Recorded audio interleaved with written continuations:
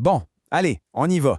Aujourd'hui, on va s'attaquer à un problème universel, le bordel qu'on a tous dans la tête. On va parler d'un outil qui, à première vue, ressemble à un gribouillage, mais qui est en fait une putain d'arme de guerre pour clarifier ses idées. C'est le guide cache des cartes mentales, sans fioriture. Voilà, c'est exactement ça. On ne pouvait pas mieux résumer. Le ton est donné, on n'est pas là pour enfiler des perles. Une carte mentale, c'est ni plus ni moins qu'un plan pour cartographier le foutoir qu'on a dans le crâne et enfin y voir un peu plus clair. OK, mais avant de parler de la solution, parlons du problème. Le vrai, celui qui est à la racine de tout. On nous a tous appris à l'école à prendre des notes d'une manière complètement conne. Ligne par ligne, de haut en bas, on nous a transformés en photocopieuses humaines. Résultat, on noircit des pages et des pages, on bute des forêts entières pour rien, et à la fin, on se retrouve avec ça, un putain de pavé indigeste. 40 pages de texte bien dense, bien chiant qu'on n'ouvrira plus jamais. Soyons sérieux 2 minutes. Qui relit ces notes de cours mot à mot pour le plaisir? Personne. Ça finit au fond d'un tiroir, ça prend la poussière et ça sert juste à se donner bonne conscience. Et le pire, c'est même pas le papier gâché. Le pire, c'est cette sensation, ce sentiment de se noyer sous une avalanche d'informations. Le cerveau, il n'est juste pas fait pour absorber des kilomètres de texte linéaire. Il sature, il surchauffe, et à la fin de la journée, on a l'impression d'avoir brassé de l'air et d'être encore plus perdu qu'au début. Et voilà le cœur du réacteur. C'est là que tout s'explique. À gauche, la pensée linéaire, ce qu'on essaie de nous imposer. C'est un tableau Excel. C'est propre, c'est rangé, c'est logique, mais c'est chiant comme la mort et surtout, c'est pas naturel. Parce qu'en réalité, notre cerveau, il fonctionne comme le truc à droite, un putain de plat de spaghettis. Ça part dans tous les sens. Une idée en amène une autre qui n'a rien à voir. Ça fait des bonds, des associations improbables. Bref, c'est le chaos. Mais c'est un chaos créatif. Et le but du jeu, c'est de bosser avec ce bordel, pas contre lui.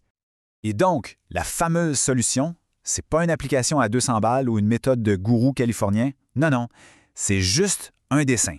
Et la plupart du temps, c'est un dessin moche. Mais on s'en fout, parce que c'est un dessin qui marche justement parce qu'il imite la structure de notre plate spaghetti mentale.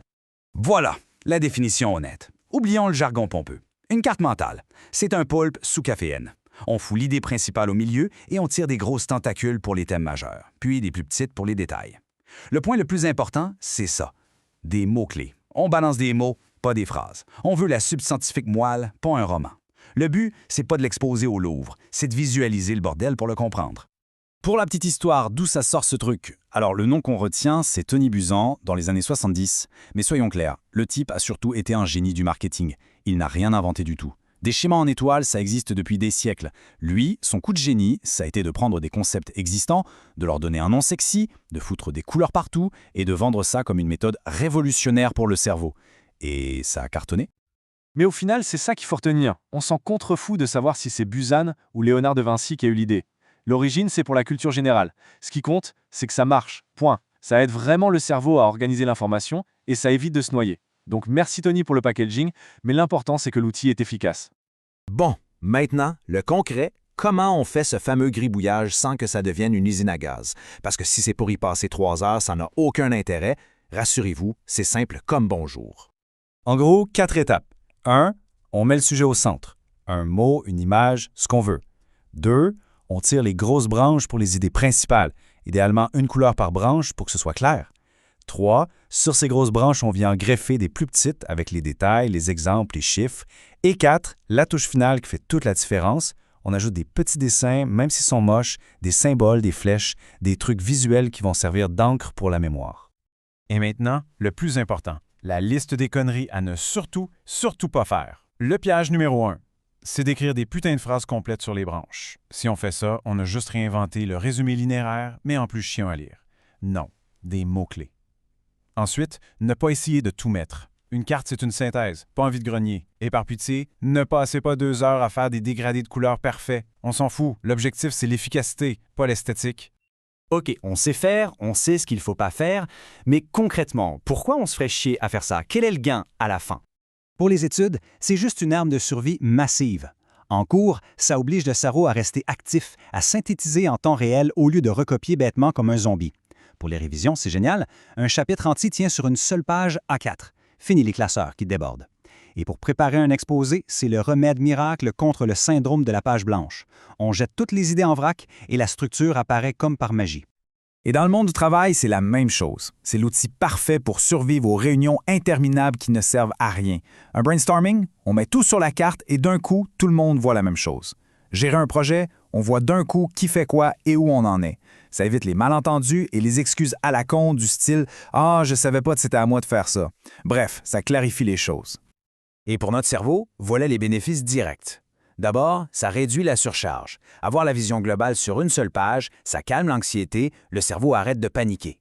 Ensuite, ça booste la mémoire. Les couleurs, les images, les connexions spatiales, c'est beaucoup plus puissant pour mémoriser que du texte noir sur fond blanc. Et enfin, et c'est le plus important, on reprend le contrôle. On n'est plus en train de subir passivement un flot d'infos, on est en train de l'organiser, de le dompter. Bon, attention. On va redescendre un peu. La carte mentale, c'est un outil de ouf, mais ce n'est pas une solution magique qui va régler tous les problèmes de la vie. Faut rester lucide. Ce n'est qu'un outil. Il y a l'éternel débat, papier ou ordinateur. En vrai, il n'y a pas de bonne réponse, c'est à chacun de voir. Le papier, c'est simple, rapide, ça plante jamais. Mais c'est chiant à modifier. Le numérique, c'est propre, facile à réorganiser, à partager, mais on peut vite se perdre dans les menus ou passer une heure à choisir la police de caractère parfaite, ce qui est une perte de temps monumentale. Le meilleur outil, c'est celui qu'on utilise. Point. Et ça, c'est un point super important. Faut pas devenir un extrémiste de la carte mentale. Ça ne remplace pas tout. C'est un outil qui vient en complément. La carte, c'est la vue d'hélicoptère, la stratégie globale. Mais pour les détails, les définitions précises, les formules à apprendre par cœur, on aura toujours besoin de fiches classiques. Pour comparer des données chiffrées, un bon vieux tableau sera toujours plus efficace. Les outils ne sont pas en compétition, ils collaborent. Et je crois que cette phrase résume absolument tout. Une bonne carte mentale, elle n'a pas besoin d'être belle. Elle doit être claire pour la personne qui l'a fait et c'est tout. C'est un outil de travail personnel, une photo de son propre cerveau à un instant T. Ce n'est pas un concours de dessin. Si elle est moche mais qu'elle fait le job, c'est une carte parfaite. La question finale, elle est là. Maintenant, il n'y a plus d'excuses. L'outil est sur la table, il est simple, il est gratuit, il est puissant. Il ne reste plus qu'à prendre une feuille, un stylo et à commencer à dessiner le plan de son propre bordel. Allez, au boulot!